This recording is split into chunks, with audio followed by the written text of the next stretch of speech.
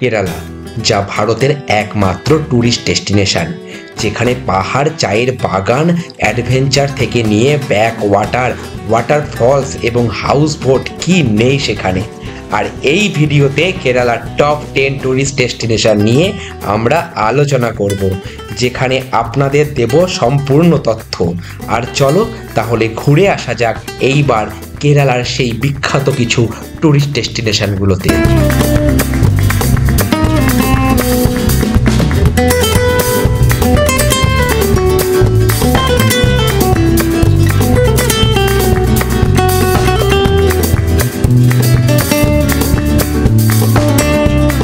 Number 1, মুন্নার। মুন্নার কেরালার সব থেকে সুন্দর হিল স্টেশন। আরব সাগর থেকে মাত্র 100 কিলোমিটার দূরে থাকা সত্ত্বেও এখানকার শীতকালে টেম্পারেচার প্রায় মাইনাসের নিচেও নেমে যায়। পৃথিবীর সব থেকে উঁচু চায়ের বাগান কিন্তু এই মুন্নারেই অবস্থিত। আর এখানে খুব সুন্দর সুন্দর ওয়াটারফলস তো আপনাকে আরও দারুণ মনোরঞ্জন করে তুলবে।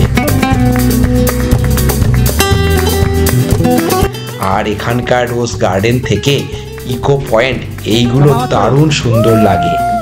মুন্নার, যা চেন্নাই এক্সপ্রেস মুভির শুটিংয়ের জন্য আজও কিন্তু ভারতবাসীর কাছে অনেক বিখ্যাত। এখানে পৌঁছানোর জন্য খুবই সহজ, কারণ কেরালার কোচি শহর থেকে মাত্র এখানকার দূরত্ব 100 কিলোমিটার এবং ডাইরেক্ট বাসে করেও তোমরা এখানে আরামসে পৌঁছে যেতে পারবে, যা এই অপূর্ব সৌন্দর্য রাস্তার ভিডিও তোমাদের মন কেড়ে নেবে। নাম্বার 2, থেকেরি। কেরালাতে যখন অভয়ারণ্য এক্সপ্লোর করার কথা আসে তখন থেকেরির থেকে ভালো অপশান আর কিছুই নেই, কারণ এখানকার পেরিয়ার ন্যাশনাল পার্ক ও বোট রাইডিং অনেকের মন কেড়ে নেয়, যা তোমরা লেকের মাঝখানে বোট নিয়ে আরামসে দেখে নিতে পারবে নানা ধরনের ওয়াইল্ড অ্যানিমেল। আর এই অভয়ারণ্যকে খুব কাছ থেকে তোমরা দেখতে পেয়ে যাবে। কিন্তু থেকেরির আরেকটা জিনিসের জন্য ওয়ার্ল্ড ফেমাস, আর সেটা হলো এখানকার কালারি শো। আর যা 1 ঘন্টার শোতে কেরালা সাংস্কৃতিক সম্পর্কে তোমরা আরামসে জেনে নিতে পারবে। আর ওই রকমই এখানকার কথাকলি শো আপনাদের মন ভরিয়ে দেবে। প্রাইসের কথা যদি বলা হয়, 2 ঘন্টায় 600 টাকায় দুটো শো তোমরা আরামসে দেখে নিতে পারবে। তুমি চাইলে এখানকার পেরিয়ার ন্যাশনাল পার্কেও নাইট স্টে করে নিতে পারো।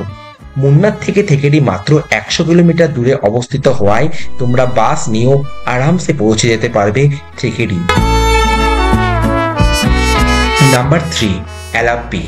অ্যালাপ্পিকে অ্যালাপুজা নামেও জানা যায়। ওখানে আরেকটি জায়গা বিখ্যাত হাউস বোটের জন্য, যা স্পেশালি হানিমনার্স ও ফ্যামিলির জন্য সব থেকে পপুলার। অ্যালাপ্পির হাউস বোট ব্যাক ওয়াটারে চলে, আর দুপুরে চেক ইনের পর এখানকার কেরালিয়ান ফুডস হয়। এখানে নাইট স্টের পর কেরালার আয়ুর্বেদিক মাসাজও দারুণ অনুভূতি করে তোলে। আর হাউস বোটের এক্সপিরিয়েন্স ছাড়াও কিছু ট্যুরিস্ট স্পটও তোমরা ঘুরে নিতে পারো, যেমন লাইট হাউস থেকে সেখানকার সমুদ্র ও পুরো শহর খুব সুন্দরভাবে দেখে নেওয়া যায়। এই শহর কোচি থেকে মাত্র 60 কিলোমিটার দূরে অবস্থিত হওয়ায় তোমরা ট্রেনে চেপে বা বাসে করেও খুব সহজে অ্যালাপ্পি পৌঁছে যেতে পারো। নাম্বার 4, কোচি। তিরুবনন্তপুরমের পর কোচি কেরালার সবথেকে বড় এবং বাণিজ্যিক শহর, যেখানে সিটি ভাইবস তো আছেই। আর এখানকার ফোর্ট কোচিতে যখন যাবে, লাইফ একদম যেন কালারফুল হয়ে যাবে। কোচিতে মেট্রোও চলে, আবার সেখানকার ওয়াটার মেট্রো, যেটি জলের ওপর দিয়ে চলে, সেটি একদম অন্যরকম মনোরঞ্জন করে তুলবে। আর ফোর্ট কোচিতে মেরিন ড্রাইভে ওয়াক করার সময় একদম ভুলিয়ে দেবে সব কিছু, এতটাই সুন্দর সেই অনুভূতি।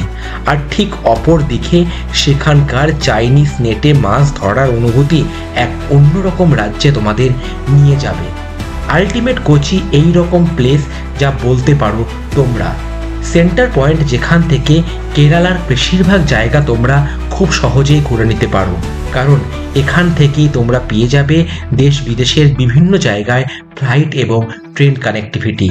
তাই কোচি সাউথ ইন্ডিয়ার এমনই একটি জায়গা, অবশ্যই আসো এবং সেখান থেকে তোমরা পুরো সাউথ ইন্ডিয়াটি আরামসে এক্সপ্লোর করে নিতে পারো।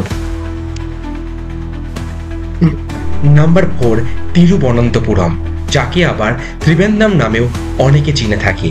তিরুবনন্তপুরম যা কেরালার রাজধানী এবং কেরালার সবথেকে বড় শহর। তিরুবনন্তপুরমে রয়েছে ইন্টারন্যাশনাল এয়ারপোর্ট।